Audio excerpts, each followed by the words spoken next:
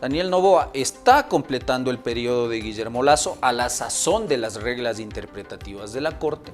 ¿Por qué Correa fue presidente candidato en el año 2009? Tenga los pantalones, vaya y presente la denuncia en el Tribunal Contencioso Electoral.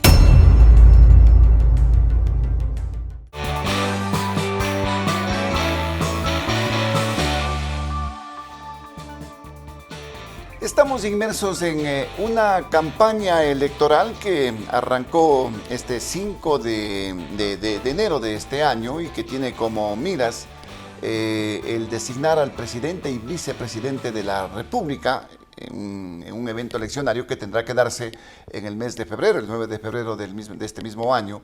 Es decir, estamos transcurriendo ya en los días de campaña electoral. Hay polémica por el hecho de que el presidente de la República no solicitó licencia para entrar en esta campaña electoral. Hay posiciones y posiciones, visiones legales, análisis constitucionales, unos que dicen que tenía que haber pedido autorización y otros que no.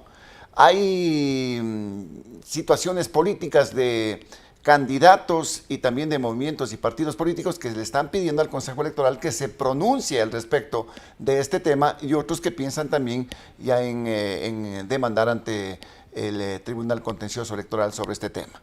Para hablar del mismo, hemos invitado al doctor Ismael Quintana, importante constitucionalista de nuestro país, con quien vamos a desarrollar este tema de la campaña electoral y si es que el presidente tenía o no que pedir licencia para entrar en este proceso.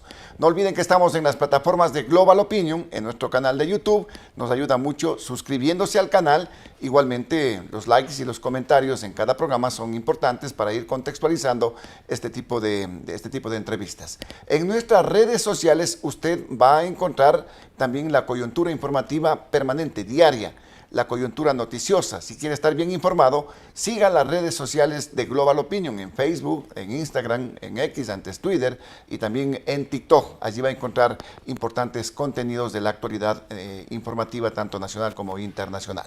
El programa llega gracias al apoyo de Thunder Mammoth. Más fuerte, más versátil, más eficiente. Gracias, doctor Ismael, por estar presente en esta programación. Desde el punto de vista que usted maneja, el presidente de la República no tenía que pedir licencia, como está haciendo en este momento, y entrar directamente de lleno en una campaña electoral, es decir, es un presidente candidato en este caso. ¿Bajo qué argumentos, doctor, se da en este caso esta situación? Osvaldo, primero gracias por la gentil invitación y siempre es un placer estar con usted y con la audiencia de Frente al Personaje de Global Opinion. Como usted decía en la introducción, este programa, en estos temas de debate no hay posiciones a veces únicas, ¿cierto? Yo personalmente he venido sosteniendo una posición en torno a la no necesidad ni obligatoriedad del presidente de la República de hacer uso de la famosa licencia sin sueldo en época de campaña electoral. Y básicamente las razones son las siguientes. Y yo creo que para llegar a una conclusión, además de esto, uno debe hacer una especie de reminiscencia de cómo se han regulado estos temas, al menos en la historia constitucional y legal reciente en materia electoral. Hasta la Constitución del 98, artículo 100, inciso primero, sí se estableció directamente en texto constitucional la obligación de hacer uso de una licencia sin sueldo desde la inscripción de la candidatura y hasta la proclamación de resultados de aquel dignatario de elección popular que optaba por la reelección. Eso decía la Constitución del 98. Cuando nos pasa en la Constitución actual, la de 2008, esa norma se elimina. Es decir, usted puede escudriñar, e invito a las personas, a la audiencia que nos estará mirando y escuchando, a escudriñar los 444 artículos de la Constitución y usted no va a encontrar ninguna norma de rango constitucional que establezca, efectivamente, la Constitución de 2008, que determine la obligatoriedad de la obtención de una licencia para la campaña electoral en casos de reelección. Eso se eliminó.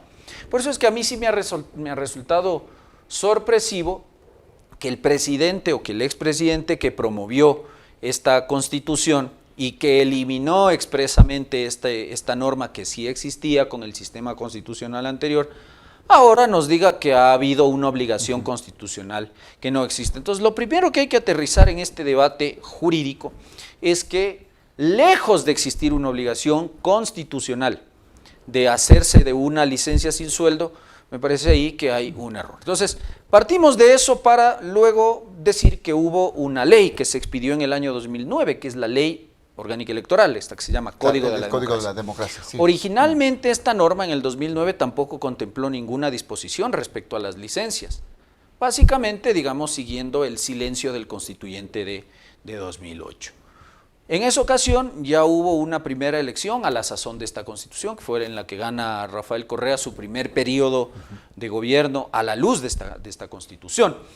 Y él ahí, digamos, fue presidente candidato, precisamente argumentando, y de hecho el otro día ahí se sacaban en redes sociales de esos videos, no sé si usted pudo observar, de aquellas sabatinas donde el expresidente defendía férreamente la no necesidad de hacer uso de las licencias. Decía que era un peligro dejar... Efectivamente, usted lo está diciendo con mucha más corrección que yo. El señor decía que era absolutamente innecesario y hasta peligroso dejar en manos de cualquier persona, decía él, el manejo de la política pública nacional, es decir, del gobierno nacional. Pero más allá de esas consideraciones, ¿por qué Correa fue presidente candidato en el año 2009? Porque evidentemente la original Ley Orgánica Electoral no contemplaba una norma de uso de licencia.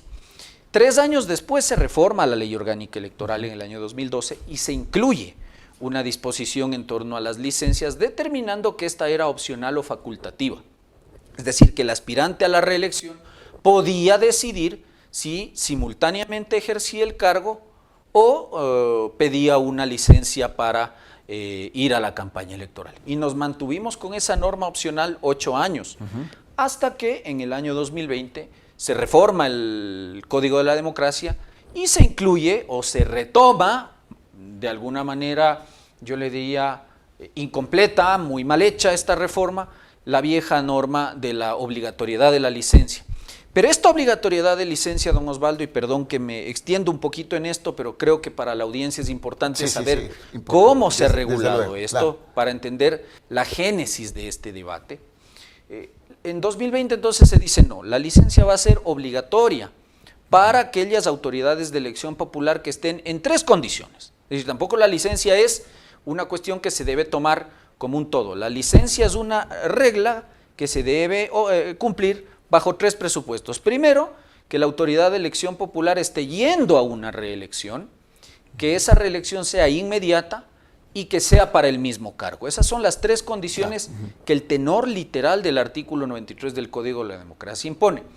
¿Qué problema tenemos con el presidente de la República actual, con Daniel Noboa? Que en el año 2010 se emite un dictamen interpretativo de la Corte Constitucional de aquella época, del gobierno del expresidente Correa, por si acaso. Y la Corte, en el contexto de una acción de interpretación, llegó a la conclusión o llegó a emitir un dictamen en el que señaló que en los casos en los cuales hay disolución parlamentaria o que el Parlamento destituye al presidente bajo cualquiera de las causales del artículo 130 de la Constitución, es decir, cuando se produce lo que coloquialmente conocemos como muerte cruzada y hay la elección anticipada, esas autoridades de elección popular, que son electas en este proceso anticipado, lo han sido, dijo la Corte, tras un extenso análisis de ese dictamen, para completar el periodo de los antecesores. Y que por lo tanto, si es que deciden candidatizarse para el siguiente proceso electoral para la misma dignidad, no están haciendo uso de la reelección. No cuenta como una reelección. Efectivamente, sino que van a su primer periodo de gestión. Entonces, o sea, están completando, digamos, efectivamente. el y la periodo. Corte, y la Corte hace un análisis con el que yo concuerdo además. De Guillermo Es Lasso. muy interesante. Entonces, evidentemente este dictamen, que fue hecho 10 años antes de las reformas al Código de la Democracia y que no ha sido modificado por la Corte Constitucional, es un dictamen absolutamente aplicable a este caso, porque resulta que Daniel Noboa gana la presidencia tras la disolución parlamentaria decretada por el expresidente Guillermo Lasso. Por lo tanto, Daniel Noboa está completando el periodo de Guillermo Lasso a la sazón de las reglas interpretativas de la Corte y por lo tanto, a la sazón de esas mismas reglas interpretativas, la candidatura de Daniel Noboa del día de hoy en caso de convertirse ya en autoridad electa por voto popular, es decir, en caso de ganar esta elección que se avecina los primeros días de febrero, concretamente el 9 de febrero, se contará como su primer periodo. Por lo tanto, constitucionalmente no está optando por la reelección.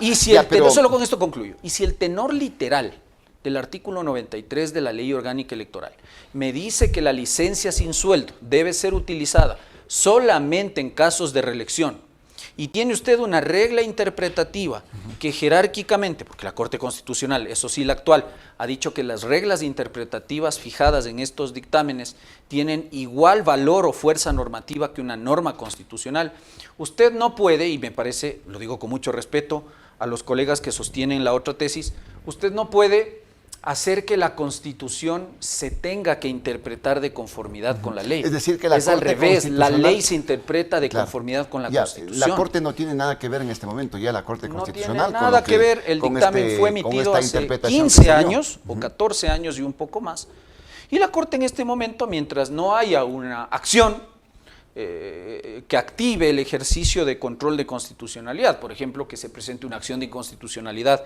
contra el artículo 93 de la Ley Orgánica Electoral, o que no llegue algún proceso, alguna demanda a conocimiento de la Corte no actúa oficiosamente. Por eso yo no sé qué le están pidiendo a la Corte algunos de los sujetos y organizaciones políticas si la Corte no tiene ninguna posibilidad de pronunciarse. Pero en ese aspecto, doctor, es muy claro en todo caso la interpretación que hace la Corte Constitucional. Absolutamente diáfano. En este sentido.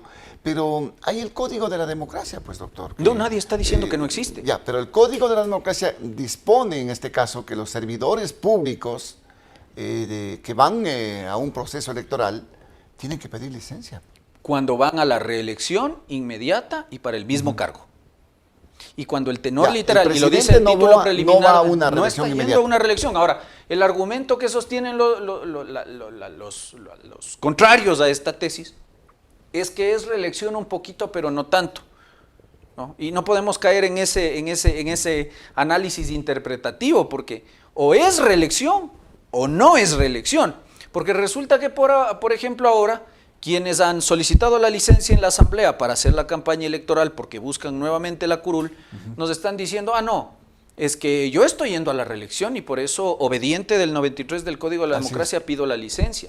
Entonces espero que si gana la curul y gestiona parlamentariamente la Asamblea para el periodo 2025-2029, no te presentes en el 2029, porque entonces ya has agotado tus posibilidades de reelección. Entonces no me puede usted decir dos cosas. Primero, que es reelección solamente para efectos de la obtención de la licencia, pero que no es reelección para el cómputo de periodos, porque la Corte, en este mismo dictamen, determinó que esto que se interpretó, o que estas reglas interpretativas que se emitieron del artículo 114, 148 y 130 de la Constitución, lo son en su todo. Es decir, si la Corte ha determinado que no hay reelección en este caso, no hay reelección entonces, para todos los efectos jurídicos que de aquello deriva. Entonces, los asambleístas del bloque de gobierno, fundamentalmente, que señalaban que ellos no tenían que pedir licencia tampoco, estaban en la razón, doctor. A mi juicio, la resolución que adopta el Parlamento el anterior fin de semana en la noche no tiene ningún valor jurídico. Ninguno. Primero porque por regla general usted no puede licenciar a quien no ha pedido licencia. Pero ya les da la licencia. Pues se da la licencia a quien la pide. Licencia sin sueldo para Se da la licencia a quien la pide. Por esa razón es que al menos en el caso del presidente Noboa se detuvieron, porque habrían violado el artículo 42 de la Ley Orgánica de la Función Legislativa, que expresamente determina, claro, la competencia de la Asamblea para aceptar o negar una licencia ante solicitud expresa del presidente de la República. Ahora, deciden dejar de lado, afortunadamente, para bien de la Asamblea, se decide dejar de lado el tema del presidente Noboa, pero se licencia irregularmente a los miembros de la bancada oficialista. Y yo en eso estoy de acuerdo con el ministro de Gobierno. La Asamblea no tenía ninguna competencia, el Pleno, ninguna competencia de obligar a acogerse una licencia a quien no la ha solicitado. Esa es una regla básica que se maneja pero en este sentido, en el ámbito de lo que significa, digamos, la equidad en la participación en este proceso electoral, ¿el presidente cuenta con más ventaja? Pues, a ver, doctor Ismael. Yo sé que detrás de esto, quienes sostienen la otra postura, dicen que el objetivo, el espíritu o la intención de este artículo 93, inciso tercero del Código de la Democracia es garantizar igualdad de armas en el juego electoral, igualdad de oportunidades. Es decir, que usted no tenga el presidente candidato con todo el aparataje estatal detrás suyo para promover su candidatura en desmedro de otros que no están en esa condición. Exactamente. Ahora, dos cosas sobre eso.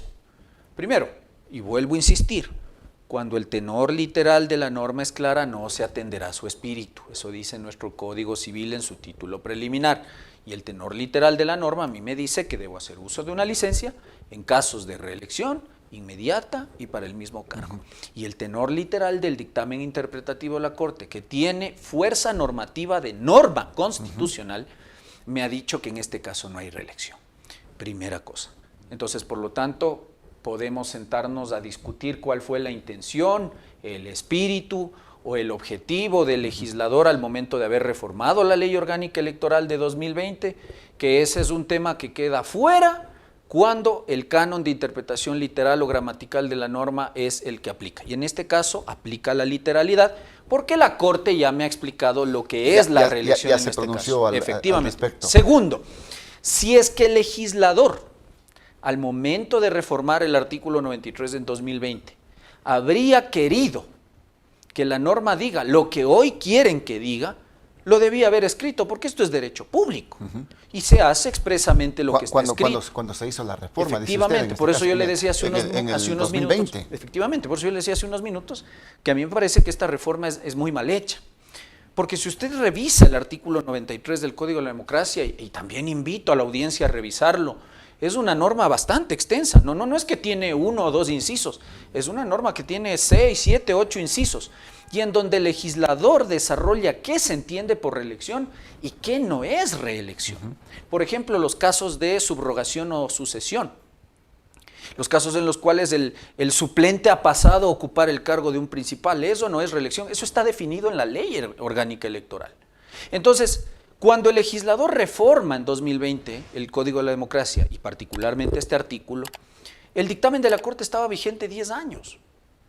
Y resulta que al legislador se le olvida, no sé si por descuido, imprevisión, desconocimiento. De pronto no había, había interés en ese momento, ¿no? Lo que sea, ¿cierto? Para hacer esas reformas. No vamos a entrar a interpretar cuál fue el hecho concreto. Es que en el 2020, cuando se pudo haber regulado este tema en la ley, no se lo hace. Dejaron abierto. ¿Por qué otro fuese el cantar? Por eso dice usted, es una reforma mal hecha. ¿Por qué otro fuese el cantar si la norma dijera, no solo lo que dice, que es que la autoridad de elección popular que va para la reelección inmediata y para el mismo cargo tiene que hacer uso de la licencia, sino que se pudo haber agregado una frasecita indicando que igual obligación deberán observar aquellas autoridades electas por voto popular que opten por la elección tras los procesos de disolución parlamentaria o de destitución presidencial bajo los artículos 148 y 130 de la Constitución. ¿Estaríamos en esta discusión? No, porque habría quedado claro que aunque eso no se compute como una reelección, sí había también la obligatoriedad de la licencia, aunque no se esté yendo a la reelección. Exactamente. Pero eso, ¿dice eso el artículo 93? Dentro de la interpretación también puede darse el hecho de que esta sí es una reelección, lo que no se computa es para la siguiente reelección que podría tener. Insisto, esa interpretación nos lleva al absurdo de sostener que hay reelección a medias. Cuando la Corte Constitucional, por eso digo, es que los fallos de la Corte no hay que leerlos solamente en la parte decisoria. Este dictamen, que tiene 17 o 19 carillas, tiene todo un análisis argumentativo, ¿no es cierto?, lo que llamamos las ratio decidendi, en donde la Corte hace un esfuerzo por explicar al lector del dictamen por qué llega a esa conclusión y ofrece los argumentos. Y la Corte dice que esta es una regla que aplica con todos sus efectos. Entonces, no podemos decir que es reelección para efectos de la licencia, pero que no es reelección para efectos del los cómputo. sujetos políticos, en este caso candidatos y partidos políticos, le están exigiendo al Consejo Nacional Electoral de que se pronuncie al respecto, doctor. Sí. Es deber del Consejo Electoral el decir, bueno, presidente, usted tenía que pedir licencia, o de pronto demandar esta situación ante el Tribunal Contencioso Electoral como Consejo Electoral específicamente. A ver, yo creo que ahí el vicepresidente del CNE ha sido absolutamente claro en explicar a la gente y a los medios de comunicación cuál es el rol que tiene el Consejo Nacional Electoral en esta materia. El Consejo Electoral constitucional y legalmente no tiene ninguna potestad coercitiva, sancionatoria, ni de ninguna naturaleza para efectos de sancionar o de obligar a cualquier sujeto político a, digamos, a sancionar un posible incumplimiento de la ley electoral o de obligar a un sujeto político a que la cumpla. Esa no es atribución del Consejo Nacional Electoral. Por eso yo, digamos, más allá de que conservo un profundo respeto por el candidato Cucalón, discrepo con lo que él ha hecho. Pero verá que no solamente es Cucalón, yo sé este caso está Henry Kromfle, que acaba también de pronunciarse al respecto. Es un candidato que no ha tenido al menos los pantalones de presentar como corresponde una denuncia. Si hay algún sujeto político que cree que Noboa ha violado la ley electoral, que a mi juicio no la ha violado, lo que tiene que hacer es lo que ha hecho, por ejemplo, el candidato de Avanza. Tenga los pantalones, vaya y presente la denuncia en el Tribunal Contencioso Electoral, que es el órgano competente conforme el 221 de la Constitución, para efectos de sancionar el cometimiento de infracciones electorales o de la violación de la ley electoral. Pero esto de decir, yo le denuncio al país ante las cámaras, que es lo que ha hecho Kromfle, es decir, nada, y lo que hace Cucalón, que es presentar un muy mal hecho reclamo previo para luego habilitarse para presentar, lo que he logrado entender es que intentará presentar una acción por incumplimiento ante la Corte Constitucional con un reclamo que no cumple ni siquiera los requisitos que ha fijado la jurisprudencia de la Corte. Del Consejo al contencioso, pues, doctor.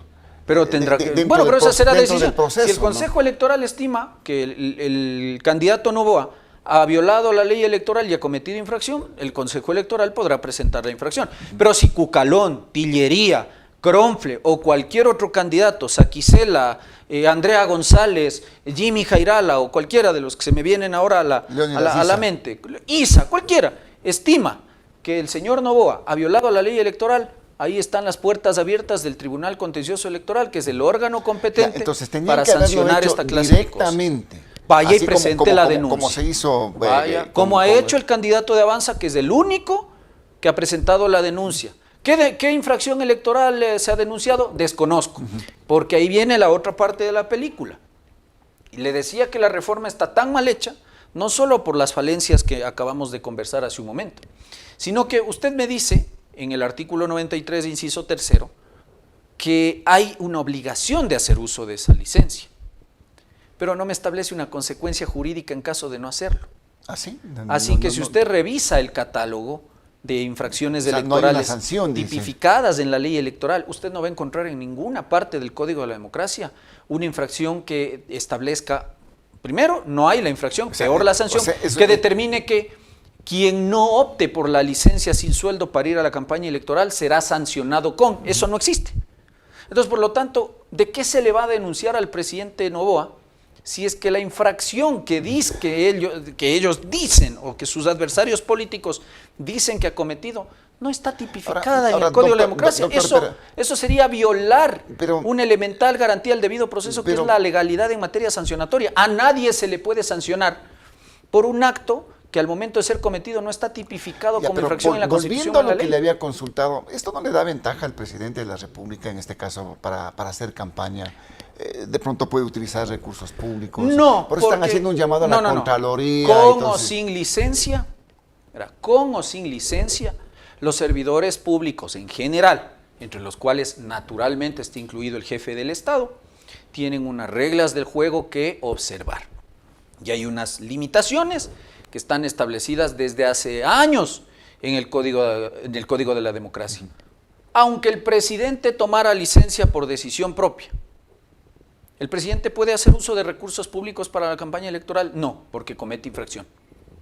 ¿El presidente puede inaugurar obra pública? No, porque cometería infracción. ¿El presidente puede inducir ilegítimamente al voto siendo servidor público? No, porque comete infracción. Pero estas son infracciones que están tipificadas en el Código de la Democracia para la generalidad de servidores públicos. Claro. Y no interesa.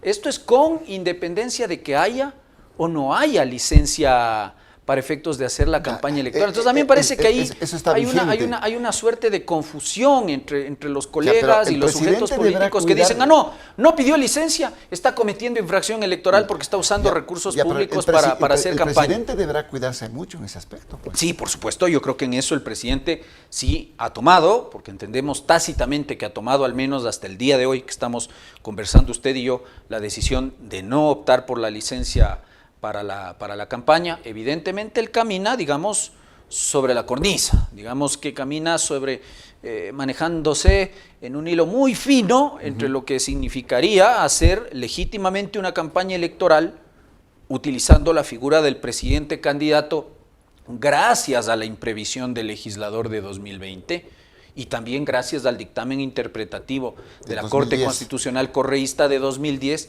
¿no es cierto? Y lo que podría ser el cometimiento de una o varias infracciones electorales. Entonces, hay cosas que él como servidor público y como todos los servidores públicos no puede hacer. Aquí nos estamos aprestando a una serie de denuncias.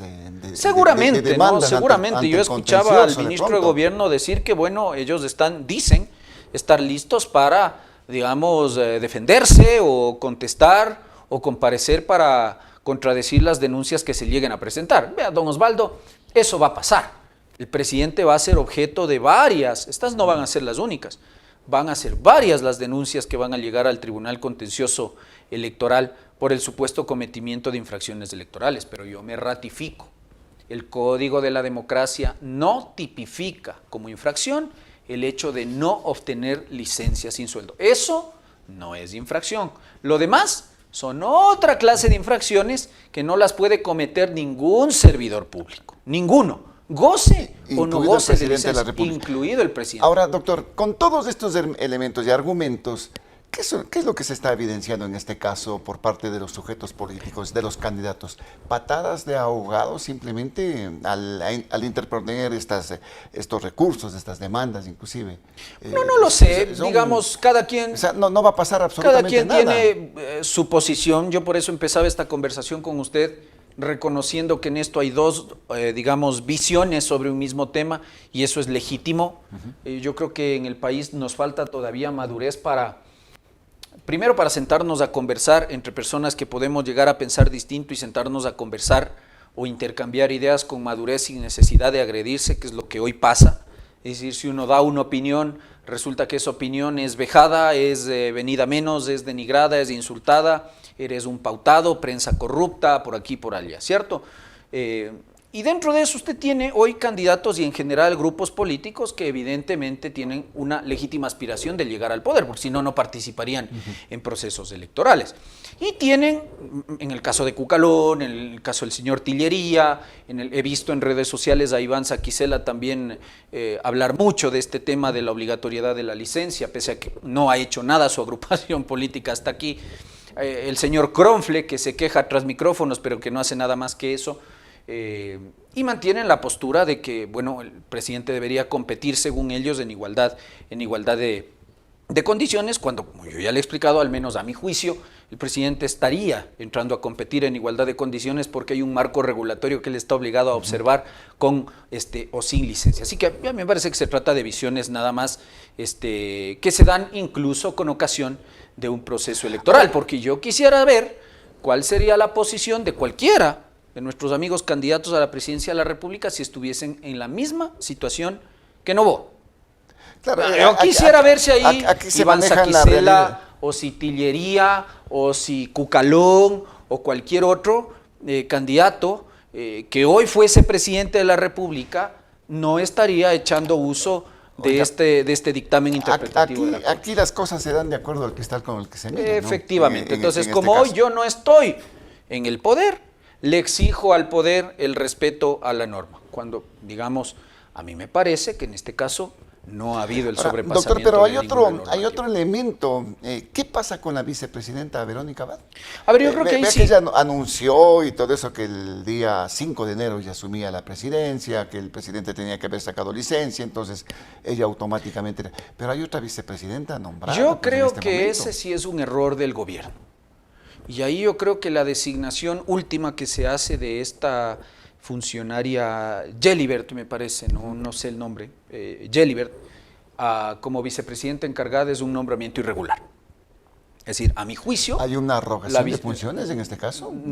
Si es que ejecuta funciones vicepresidenciales sin que se produzca la causal constitucional de ausencia temporal para el reemplazo de Abad, evidentemente eso podría traer consecuencias No hay ausencia jurídicas, temporal ¿no? porque no se A fue mi juicio al día de hoy no. se fue A ver, cumplir, vamos a funciones explicar, en Turquía. vamos a como- explicar como esto se le por dispuso. partes, ¿no es cierto?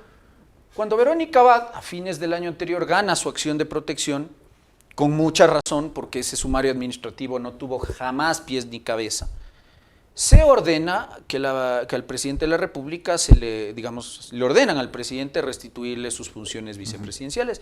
El presidente, en cumplimiento de ese fallo, emite un decreto ejecutivo, la restituye, es decir, deja sin efecto el encargo a Moya, restituye a Abad como vicepresidente de la República y le asigna una función de carácter técnico, que es la de consejera económica temporal en la Embajada de Ecuador en Turquía, ¿cierto? Es más, con un plazo fatal de presentación en ese país. ¿Qué decide Abad? Primero, auto-otorgarse unas vacaciones que nadie se las concedió hasta el 3 de enero. Finalmente, bueno, ya se tomó las vacaciones.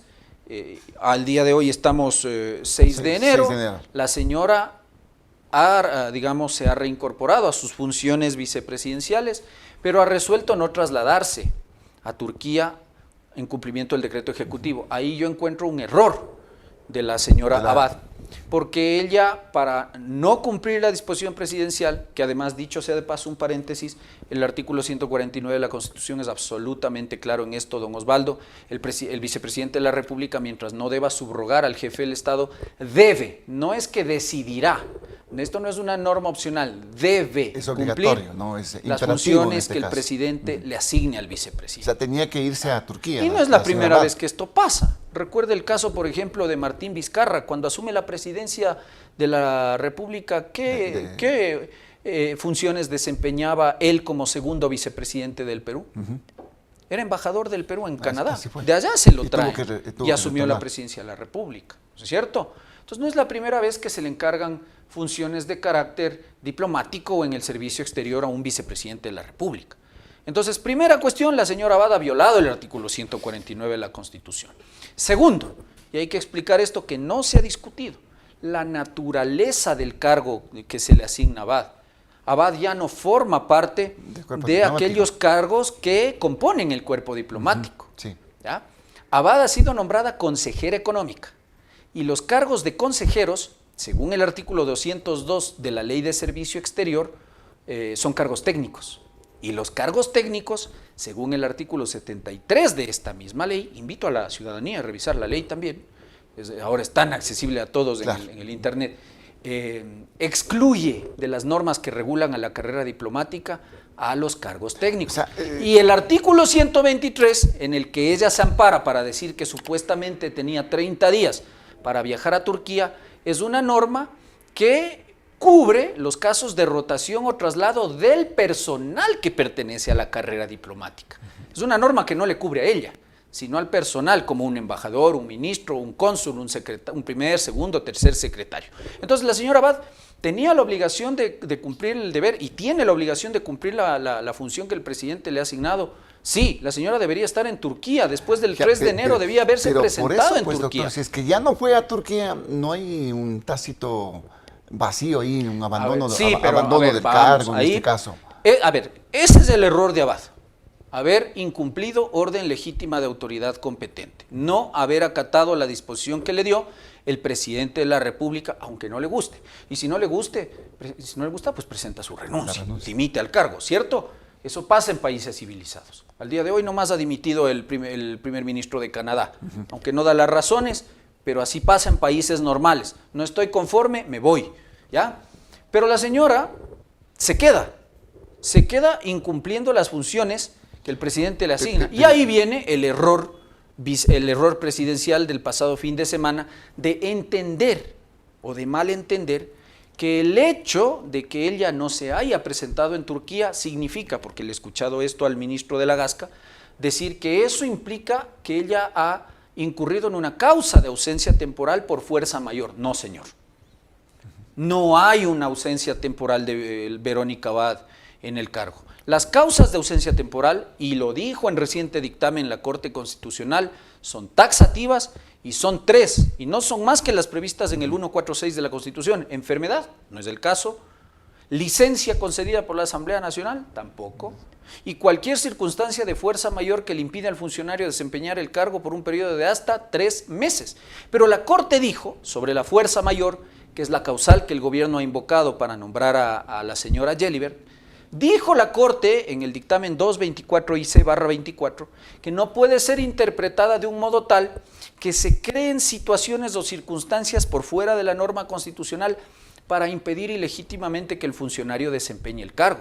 Entonces, una cosa es que yo diga que la señora Abad ha decidido frontalmente no cumplir la orden presidencial, y otra cosa es que yo diga que esa es una circunstancia de fuerza mayor que genera forzosamente, de modo inconstitucional a mi modo de ver, una ausencia temporal que no hay. Por lo tanto, yo creo que el nombramiento de la señora Gelibert no tiene valor jurídico. Es decir, estamos con 2 vicepresidentas en este caso. No, para mí hay una, y se llama, guste o no guste, Verónica pero Abad. Hay un decreto ejecutivo. Efectivamente. Ahora, ¿qué ha pasado? ¿Cuál es la situación jurídica de riesgo de Verónica Abad? Si Verónica Abad no se presenta en Turquía, ella corre el riesgo de incurrir en abandono del cargo. El problema es que el abandono del cargo, que no es una causa de ausencia temporal, sino una causa de cesación definitiva de funciones, es decir, una causa de ausencia definitiva, que hace que el funcionario deje el cargo, conforme al artículo 145, número 5 de la Constitución, no la puede declarar el ministro de Gobierno ni el presidente de la República. El abandono del cargo lo tiene que declarar la Asamblea Nacional, con el voto conforme de las 2/3 partes, su juzgador y nato, previo dictamen de comprobación de la Corte Constitucional. Entonces, o sea, no es tan fácil que digamos. Claro, no es soplar y hacer botellas tampoco. Entonces, yo entiendo que políticamente el gobierno sabe que no tiene, primero, la mayoría absoluta de votos para iniciar el trámite para declarar el abandono, y que segundo, es muy complejo sortear el tamiz, que en este caso no es un tamiz formal. La Corte tiene que comprobar que efectivamente se ha producido el abandono del cargo. Y luego los 2/3 para declarar el abandono del cargo. Pero tampoco la vicepresidenta puede asumir en este caso la presidencia. No. Porque el presidente no ha pedido licencia. Tal como hemos dicho que no es constitucionalmente viable que un presidente nombre un vicepresidente temporal sin que se produzca causa de ausencia temporal del vicepresidente, que es el caso que está ocurriendo ahora, es decir, la señora Abad no está ausente temporal del cargo, lo que sí es que se está exponiendo a una ausencia definitiva, que es mucho más grave. La señora Abad, a mi juicio, está incurriendo en abandono del cargo. El problema es que eso tiene que ser, como le digo, comprobado por la Corte y declarado por la Asamblea Nacional, ¿ya? Pero tal como hemos dicho eso, también debemos decir con la misma firmeza que la vicepresidenta de la República, o quien ejerce la vicepresidencia de la República, no puede tomarse por asalto la presidencia. ¿Qué quiere decir esto? Que no puede subrogar al jefe del Estado si es que no se han producido causas de ausencia temporal o definitiva al amparo del artículo 146 de la Constitución. O sea, en este caso, Noboa no ha pedido licencia, y mientras no la pida, y mientras no se produzca cualquier causa de ausencia temporal, la señora Abad no tiene ninguna posibilidad de asumir la presidencia de la República. Por eso a mí me pareció una irresponsabilidad el video que colgó en redes sociales el pasado fin de semana, anunciando que se tomará, no por la razón del derecho, sino por la fuerza de los hechos, la presidencia de la República. Eso era, entonces, perdón que se lo diga, demostrativo de su ambición de poder. En este caso está bien entonces el pronunciamiento de Fuerzas Armadas, de la Policía Nacional, que prácticamente la desconocieron. No sé, yo no voy a calificar el comportamiento de la fuerza pública. Ni siquiera la llaman vicepresidente de la República, finalmente terminan manifestando que cumplirán las órdenes que da el presidente de la República, que es el presidente Noboa, y terminan recordándole a la señora Abad que la vicepresidenta encargada es la señora Gelibert. Me parece que esa última parte del comunicado de Fuerzas Armadas está de más, porque Fuerzas Armadas no tienen por qué arbitrar nada. Fuerzas Armadas son, como dice ese comunicado, obedientes y no deliberantes. No tienen ninguna competencia constitucional para determinar quién es y no es el vicepresidente de la República. En todo caso, más allá de lo que haya dicho Fuerzas Armadas, constitucionalmente hoy el país tiene, a mi juicio, un solo vicepresidente y se llama, nos caiga bien o nos caiga mal, Verónica Abad. No hay otro vicepresidente porque no hay ausencia temporal. Pero está incumpliendo alguna normativa, ¿no? Exactamente. Lamentablemente. Si es que Verónica Abad ha incurrido, a mi juicio, en la causal de abandono del cargo establecida en el artículo 145, número 5 de la Constitución. Por eso, si es que no va a Turquía. Por eso la señora debiera presentarse en Turquía, para evitar que se le declare el abandono del cargo. Debiera presentarse. ¿Usted ve que vamos a tener días convulsionados en esta época de campaña? Sin lugar a dudas, no van a parar las denuncias en el Tribunal Contencioso Electoral. Alguna cuestión llegará a la Corte Constitucional, porque aquí se espera que cualquier problema político sea arbitrado por la Corte Constitucional. Denuncias en fiscalía, porque utilizar a la fiscalía para zanjar dilemas políticos también es una muy mala costumbre en el Ecuador. Veo a colegas constitucionalistas ya hablar de peculados, de posibles juicios políticos a Daniel Noboa por peculado. Entonces, bueno, van a ser momentos convulsos. Yo creo que el momento en que llegue incluso el debate presidencial, evidentemente el jefe del Estado va a ser el blanco del ataque de los demás 14, 15 candidatos aspirantes a la presidencia de la República. Así que sí, va a ser, yo creo que una campaña y un proceso electoral en ese sentido bastante agitado. Dios quiera que no pase de esos límites, como lamentablemente tuvimos que vivir en el 2023. Y esperemos que la ciudadanía también sepa asimilar estos temas, ¿no? Porque definitivamente se va a convulsionar la situación política acá en nuestro medio, como se está evidenciando. Doctor Ismael, agradecido por su presencia y por entregarnos esta explicación que desde su punto de vista pues están sustentando básicamente por qué el presidente no pide licencia y por qué la vicepresidenta no puede asumir también la presidencia de la República. Muy amable, doctor. A usted, Ismael. don Osvaldo, y un abrazo a la audiencia. Gracias al doctor Ismael Quintana, constitucionalista de nuestro país, aquí en la programación de Frente al Personaje. No olviden que estamos en las plataformas de Global Opinion, en nuestro canal de YouTube. Nos ayuda muchísimo suscribiéndose al canal.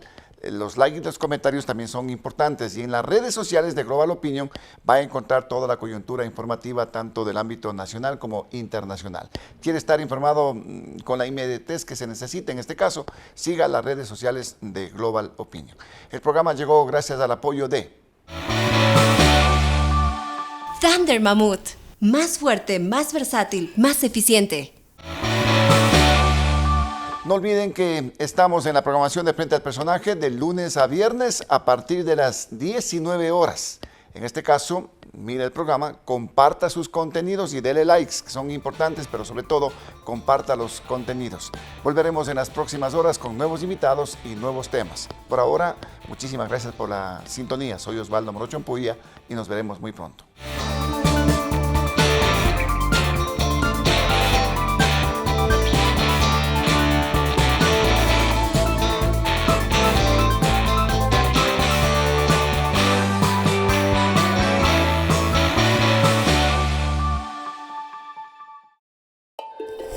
Él es Baltasar Ushka, el último hielero. Esta es la Thunder Mammoth M2, el primer motocarro de carga.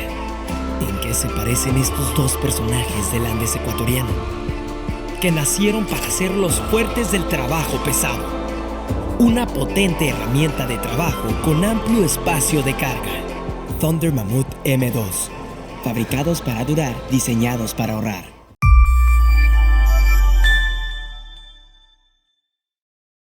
Los criterios de nuestros invitados no representan la opinión de este medio de comunicación.